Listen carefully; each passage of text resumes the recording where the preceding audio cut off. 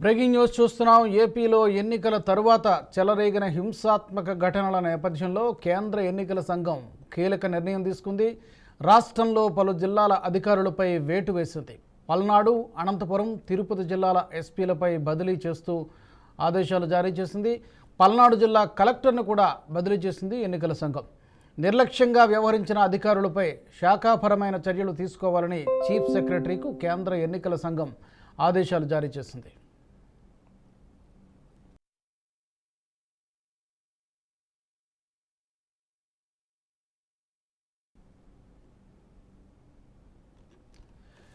ఆంధ్రప్రదేశ్లో ఎన్నికల తరువాత చెలరేగిన హింసాత్మక ఘటనల నేపథ్యంలో కేంద్ర ఎన్నికల సంఘం కీలక నిర్ణయం తీసుకుంది. రాష్ట్రంలో పలు జిల్లాల అధికారులపై వేటు వేసింది.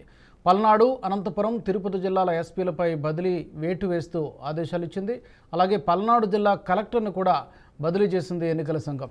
ఇక ఈ పరిణామాలకు సంబంధించి మరింత సమాచారాన్ని, విశ్లేషణను మా ఎగ్జిక్యూటివ్ ఎడిటర్ శివప్రసాద్ అందిస్తారు.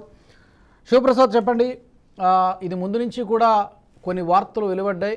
అయితే కేవలం ఈ బదిలీ వేటు అనేది కేవలం ఈ అధికారులకు మాత్రమే పరిమితం అవుతుందా, లేదంటే ఈ జాబితాలో మరికొన్ని పేర్లు కూడా వచ్చి చేరేటువంటి అవకాశం ఉందా? ప్రస్తుతానికి ఇప్పటివరకు ఉన్నటువంటి పరిస్థితి ప్రకారం ఎక్కడైతే అల్లర్లు బాగా చెలరేగినాయో, ఎక్కడ పోలీసులు చూస్తూ నిలబడ్డారో అట్లాంటి ప్రదేశాల్లో, అంతేకాకుండా కొన్ని చోట్ల ఎస్ఐలు, సిఐలు కూడా ఇన్ఫర్మేషన్ ఇచ్చినటువంటి సందర్భాలు కూడా ఉన్నాయి.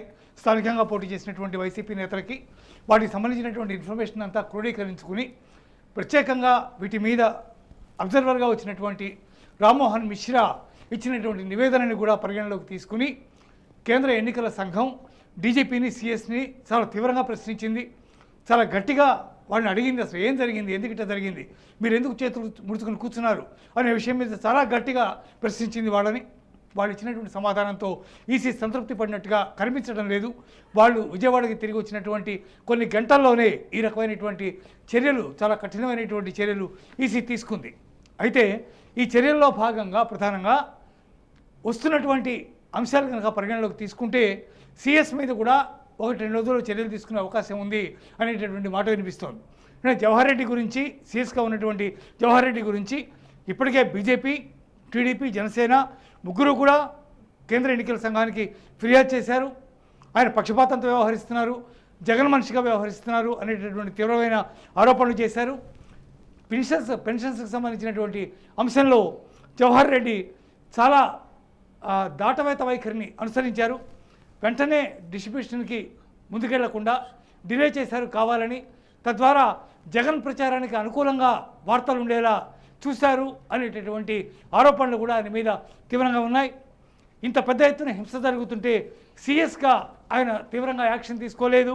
కఠినంగా డీజీపీతో మాట్లాడి తగిన చర్యలు తీసుకునేటటువంటి ఆ చొరవ ఆయన తీసుకోలేదు. చూస్తూ ఊరుకున్నారు అనేటటువంటి ఆరోపణలు కూడా ఆయన మీద ఉన్నాయి. ఈరోజు వరకు చూసినట్టయితే ప్రస్తుతానికి తిరుపతి ఎస్పీని బదిలీ చేశారు. తిరుపతి కలెక్టర్ని కూడా శాఖాపరమైనటువంటి ఆదేశాలు జారీ చేస్తూ బదిలీ చేశారు. అనంతపురం కలెక్టర్ని, అనంతపురం ఎస్పీని ఇద్దరిని కూడా సస్పెండ్ చేశారు. అలాగే పల్నాడు ఎస్పీని కూడా సస్పెండ్ చేశారు. అంటే ఇద్దరు ఎస్పీని సస్పెండ్ చేశారు, ఒక కలెక్టర్ని సస్పెండ్ చేశారు, ఒక ఎస్పీని బదిలీ చేశారు, ఒక కలెక్టర్ మీద శాఖాపరమైనటువంటి విచారణకి ఆదేశాలు జారీ చేస్తూ బదిలీ చేశారు. అట్లాగే కొంతమంది ఈ 3 ప్లేసులకు సంబంధించినటువంటి డిఎస్పీలు కూడా సస్పెండ్ చేశారు. మొత్తం 12 మంది పోలీసు అధికారుల మీద తీవ్రమైనటువంటి చర్యలు తీసుకోవాల్సిందిగా హోంశాఖని ఆదేశిస్తూ ఈసీ నిర్ణయం తీసుకుంది. అంటే కేవలం ఎఫ్ఐఆర్లలో ఊరికే ఏదో చేర్చాం, ఊరికే ఏదో సెక్షన్ పెట్టాం అట్లా కాకుండా పర్ఫెక్ట్గా ఏం జరిగిందో, ఐపీసీ పీనల్ కోడ్కి సంబంధించి ఏ సెక్షన్లు ఉంటాయో ఆ కఠినమైనటువంటి సెక్షన్లు కరెక్ట్గా ఏం జరిగిందనే దాని మీద చూసి ఖచ్చితంగా ఆ సెక్షన్లు పెట్టాలని ఆదేశించింది. ఉదాహరణకి చంద్రగిరి ఎమ్మెల్యేకి సంబంధించినటువంటి ఇష్యూలో హత్యాయత్నం జరిగింది అనేటటువంటి కేసు నమోదు చేయాలి అనేటటువంటిది ప్రధానమైనటువంటి ఆదేశం. ఎందుకంటే ఆయన చెప్తున్నటువంటి ప్రకారం ఆయన కనుక చనిపోతే బై ఎలక్షన్ వస్తుంది దానికి అనేది ప్రధానమైనటువంటి లక్ష్యంగా ప్రత్యర్థులు దాని మీద దాడి చేశారు అనేది ఆయన యొక్క ప్రధానమైనటువంటి ఆరోపణ. అలాగే ఆళ్లగడ్డలో ప్రధానమైనటువంటి కీలకమైనటువంటి నేత అయినటువంటి అఖిలప్రియకి సంబంధించినటువంటి గన్మ్యాన్ లేదా అత్యంత బాడీగార్డ్గా ఉండేటటువంటి వ్యక్తిని చంపేయడానికి వెహికల్లో డాష్ ఇచ్చి వాటిని చంపడానికి ప్రయత్నం చేశారు. ఇట్లాంటి ఇన్సిడెంట్స్ చాలా చోట్ల జరిగినాయి. ఈవెన్ బూత్ క్యాప్చరింగ్ జరిగింది. కొన్ని సందర్భాల్లో ఎవరైతే ఏజెంట్లుగా ఉన్నారో వాళ్ళు కిడ్నాప్ చేసినటువంటి సందర్భాలు జరిగినాయి. వీటన్నిటిని కూడా పోలీసులు చోద్యం చూస్తూ కూర్చున్నారు అనేది సుస్పష్టంగా కనిపిస్తూ ఉంది. టీడీపీ దాడి చేసినా, వైసీపీ దాడి చేసినా ఎవరైనా శిక్షార్హులే. కానీ ఎవరు ఇనిషియేటివ్ తీసుకుని ముందుగా దాడులు చేశారు, ఎవరు కిడ్నాపులు చేశారు, ఎవరు చేస్తే రిటాలియేట్ అయ్యారు అవతల వాళ్ళు, వీటిని కూడా ప్రధానంగా పరిగణలోకి తీసుకుని కనుక ఆలోచిస్తే అసలైనటువంటి కేసు యొక్క స్వరూపం మనకి బయటకు కనిపిస్తుంది. ఎలక్షన్ అయిపోయి 2 రోజులు దాటిపోయినా కూడా ఈ రోజు వరకు కూడా ఇంకా దాడులు జరుగుతున్నాయి అంటే ఎంత తీవ్రంగా ఉన్నారో వాళ్ళు మనం అర్థం చేసుకోవచ్చు. ఇది డిప్రెషన్తో జరగనివ్వండి, లేదా ఓడిపోతామనే ఉద్దేశంతో జరగనివ్వండి, whatever it may be. కానీ జరిగినటువంటి అంశాలు చాలా తీవ్రమైనటువంటివి. మనం పల్నాడులో చూసాం, ఒక మహిళ మీద జరిగినటువంటి గొడ్డలతో జరిగినటువంటి దాడి భార్యాభర్తల మీద. అందులో ఆ భార్య మీద జరిగిన దాడి మరీ పైశాచికం. ఇక్కడ మొత్తం అంతా చీరుకుపోయి ఇంత పెద్ద ఎత్తున లోతుగా గాయమై మనకి కండ కనిపిస్తుంది లోపల నుంచి. అట్లాంటి స్థితిలో కూడా తెలుగుదేశం ఏజెంట్గా ఆమె లోపల బాధ్యతను నిర్వర్తించారు. తర్వాత ఆమెను అక్కడి నుంచి గుంటూరు హాస్పిటల్ తరలించి చికిత్స చేస్తూ ఉన్నారు. ఇంత భారీ ఎత్తున గొడ్డళ్ళు కొడవలతో దాడి చేస్తుంటే పోలీసులు ఏం చేస్తున్నారు అనేది ప్రాథమికంగా వచ్చేటటువంటి ప్రధానమైనటువంటి ప్రశ్న. దీన్ని అటు జిల్లా కలెక్టర్ కానీ, జిల్లా ఎస్పీ కానీ ఎవరూ సరిగా మానిటర్ చేసినటువంటి పరిస్థితి లేదు. డిఎస్పీలు సరిగా పట్టించుకున్నటువంటి పరిస్థితి లేదు. కొంతమంది ఎస్ఐలు, సిఐలు అధికార పార్టీకి అనుకూలంగా వ్యవహరించారనేటటువంటి తీవ్ర ఆరోపణలు వచ్చాయి. వాటి మీద ఒకరిద్దరిని సస్పెండ్ చేశారు. కానీ దాంతో పరిష్కారం సరిపోదు. అందువల్ల ఈసీ చాలా కఠినమైనటువంటి చర్యలు తీసుకుంది. అయితే ఆలస్యంగానైనా ఈ రకమైనటువంటి చర్యలు తీసుకుంది అని చెప్పి అందరూ వ్యాఖ్యానిస్తున్నటువంటి పరిస్థితి కనిపిస్తోంది రాజు. అయితే ఈ బదిలీ వేటు వెనక ఒకటి శాంతి భద్రతలని అదుపు చేయడంలో ఫెయిల్ అయ్యారు అనేది ముఖ్యంగా ప్రధానమైనటువంటి కారణం.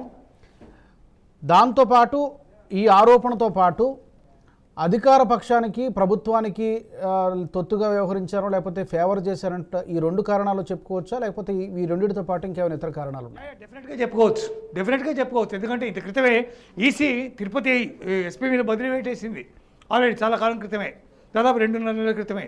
అయినా కొత్తగా వచ్చిన ఎస్పీ కూడా మళ్ళీ అదే ధోరణిలో ఉన్నారనేటటువంటి పరిస్థితి కనిపిస్తోంది. కలెక్టర్లు కానీ, ఎస్పీలు కానీ వాళ్ళు భయపడో లేదా భంగపడో or whatever it may be, reason ఏదైనా ఉండొచ్చు కాక, కానీ తీసుకోవాల్సినటువంటి చర్యలు తీసుకోలేదు. వాళ్ళ మీద ఆరోపణలు చేసేటప్పుడు అక్కడ చర్యలన్నీ సమర్థవంతంగా జరిగితే సమస్య లేదు. ఇప్పుడు తిరుపతికి చంద్రగిరికి సంబంధించినటువంటి ఇష్యూలో ఎమ్మెల్యే స్ట్రాంగ్ రూమ్ల వద్ద వీళ్ళంతా ఇష్టం వచ్చినట్టుగా వైసీపీ వాళ్ళు ఉన్నారు అక్కడ తెలిసి అక్కడ చూడడానికి బందోబస్తు ఎలా ఉంది, అక్కడ అంత బాగుంది చూడడానికి వెళితే అక్కడ అతని మీద అటాక్ చేశారు. అది కూడా 100 నుంచి 150 మంది కర్రలు, కత్తులు, రాడ్లు పట్టుకుని అటాక్ చేసినటువంటి పరిస్థితి. ఆ తర్వాత అక్కడ నిలబెట్టినటువంటి కారులో చూస్తే మద్యం బాటిళ్ళు, వైసీపీ జెండాలు, ఆ తర్వాత మారణాధాలు అవన్నీ కనిపించినాయి. తర్వాత ఇట్లాంటి పరిస్థితుల్లో జరుగుతున్నా కూడా ఎస్పీ కానీ లేకపోతే డిఎస్పీ కానీ కలెక్టర్ కానీ ఎందుకు దాని మీద యాక్షన్ తీసుకోలేదు అనేది ప్రధానమైనటువంటి ప్రశ్న. మరి ఇన్ని జరుగుతున్నప్పుడు ఎలా ఊరుకుంటారు? చూస్తూ లా అండ్ ఆర్డర్ని వాళ్ళ చేతుల్లో ఎలా వదిలేస్తారు? లా అండ్ ఆర్డర్ని కంట్రోల్ చేయడం అనేది నైతికమైనటువంటి బాధ్యత. దాన్ని ఎప్పుడైతే విస్మరించారో వాళ్ళ మీద ఖచ్చితంగా వేటు పడి తీరాల్సిందే. వాళ్ళు ఎందుకు చేయలేదు అంటే పక్షపాత వైఖరి వహించారు అనేది అపోజిషన్ యొక్క ఆరోపణ. కానీ మనం ప్రత్యక్షంగా చూస్తే అది కూడా నిజమైన అనిపిస్తుంది అక్కడ జరిగిన పరిస్థితులు చూస్తే. కాబట్టి ఈ అన్ని అంశాల ఆధారంగా ఇవాళ డీజీపీ సిఎస్ ఇచ్చినటువంటి నివేదికల ఆధారంగా ఈ కీలకమైనటువంటి నిర్ణయాలు తీసుకున్నారు. డీజీపీ సిఎస్ కనుక నిజంగా సీరియస్గా యాక్ట్ అయ్యి ఉంటే, సీరియస్గా చర్యలు తీసుకుని ఉంటే ఈ పరిస్థితి ఎప్పుడో సద్దుమణిగేది. అది జరగలేదు కాబట్టే ఇవాళ ఈసీ డైరెక్ట్గా ఇన్వాల్వ్ అయ్యి యాక్షన్ తీసుకోవాల్సినటువంటి పరిస్థితి ఏర్పడింది అని భావించవచ్చు రాజు. అయితే ముందు ఉన్నటువంటి డీజీపీ వ్యవహార శైలి నచ్చగానే అతన్ని మార్చడం జరిగింది. At the same time Jawahar Reddy మీద కూడా అలాంటి నిర్ణయం ఉంటుందనుకున్నారు. బట్ ఎందుకనో అది చివరి నిమిషంలో జరగలేదు. కొత్తగా వచ్చినటువంటి డీజీపీ హరీష్ గుప్తా అంటే ఇక్కడ స్థానికంగా ఉన్నటువంటి పరిస్థితులని అర్థం చేసుకోవడానికి అతను సమయం సరిపోలేదా? ఇతను కూడా ఫెయిల్ అయ్యారని అనుకోవచ్చు ఓవరాల్గా. మరి అది చాలా నిరర్థకమైనటువంటి ఆరోపణ రాజుగారు అది. ఎందుకంటే అది వైసీపీ వాళ్ళు ఎక్కువ అదే మాట మాట్లాడుతున్నారు. గతంలో ఉన్నటువంటి రాజేంద్ర రెడ్డిని తీస్తారు కాబట్టి ఆయన ప్లేస్లో వచ్చినటువంటి హరీష్ గుప్తాకి కొత్తగా అన్ని తెలుసుకోవడానికి చాలా సమయం పట్టింది, అధ్యయనం చేయడానికే. ఆయనకి అవన్నీ పరిచయం లేని పరిస్థితులు, అందుకని ఆయన ఫెయిల్ అయ్యారని వాళ్ళు చెప్తున్నారు. ఒక వ్యక్తి డీజీపీ స్థాయిలో ఉన్నాడంటేనే అపారమైనటువంటి అనుభవం, అపారమైనటువంటి జ్ఞానం, అపారమైనటువంటి క్రైమ్ నాలెడ్జ్ ఇవన్నీ ఉంటేనే ఆ డీజీపీ స్థాయికి వెళ్తారు. అలా వెళ్ళినటువంటి వ్యక్తిని నువ్వు ఆయనకు అనుభవం లేదు లేదా ఆయనకు తెలియదు అని మాట్లాడడం హాస్యాస్పదంగా అనిపిస్తుంది ఎప్పుడైనా సరే. ఆ స్థాయికి వెళ్ళినటువంటి అధికారి ఖచ్చితంగా వాటన్నిటి మీద కమాండ్ కలిగి ఉంటారు. ప్రాంతీయత ఉండకపోవచ్చు, ప్రాంతీయత గురించి తెలుసుకోవడానికి పెద్ద సమస్య కాదు. ఎందుకంటే ఈసీ ఆల్రెడీ అనౌన్స్ చేసేటప్పుడే ఏ ప్రాంతాలు సమస్యాత్మకమైనవో, ఏ ప్రాంతాలు అత్యంత సమస్యాత్మకమైనవో, ఏ ప్రాంతాలు మరీ దారుణమైనటువంటి సమస్యాత్మకమైనవో ఇవన్నీ డివైడ్ చేసి అక్కడ ఎలక్షన్ పెడతారు, బందోబస్తు ఏర్పాటు చేస్తారు. కాబట్టి అవన్నీ చదివితే వస్తారు ఆటోమేటిక్గా నీకు ఎంత సమస్యాత్మక ప్రాంతం మీకు అర్థమవుతుంది. ఆ మాత్రం తెలియని స్థితిలో డీజీపీ ఉంటాడని భావించడం హాస్యాస్పదంగా కనిపిస్తుంది. అందువల్ల అదంతా కరెక్ట్ కాదు. వాడు కావాలనే నిర్లక్ష్య వైఖరి వహించారనేది సుస్పష్టంగా కనిపిస్తుంది అని మనం భావించవచ్చు. రాజు, థ్యాంక్ యూ శివప్రసాద్ గారు.